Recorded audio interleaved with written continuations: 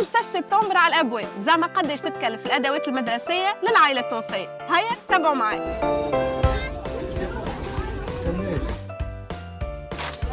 وباش نشريو الادوات المدرسيه نتاع السنه الاولى، اول حاجه نبداو بها الكتب هذم حسبتهم 9600. وتوا عاد وقيت الكرارس، ان شاء الله بركه نخلطوا على الكرارس المدعمه. 4 كرارس 24 مدعمه، كراسة محفوظات وواحده ترافو براتيك صغيره، هذم الكل يطلعوا لنا ب 7700. توا باش نغلفوا الكرارس 6 غلافات يطلعوا لنا ب 7200. وتوا باش نعبيو التروس نتاعنا. الستوش هذا حسبته 13100. طباشير، اقواش، اقلام الزينه والاقلام الشمعيه والصلصال، وقعدنا الاوراق الملونه. وتهناو ما نسيناهوش المنسج.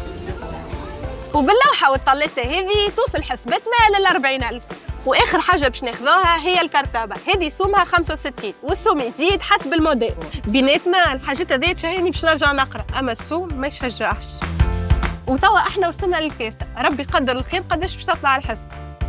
الحسبه هذه طلعت 147100. هذا ما حكيناش على العائلات اللي عندها اكثر من صغير، وما دخلناش زاده في اللوكس.